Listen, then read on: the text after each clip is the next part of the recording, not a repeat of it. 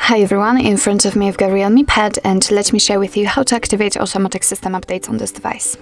So first of all, let's enter the settings and scroll down to the very bottom to find system. Now let's tap on advanced, and right under it we've got the developer options, and that was a misclick, sorry. We've got the developer options, so let's enter, and if you cannot find the developer options in your device, no worries, we've got the tutorial of how to enable them, so simply check it and come back to this video.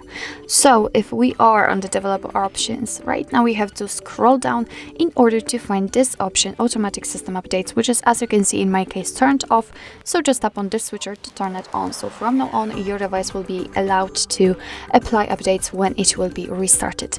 Of course, you can turn it off the same way. So actually this is it. This is how to activate automatic system updates in your REALME Pad.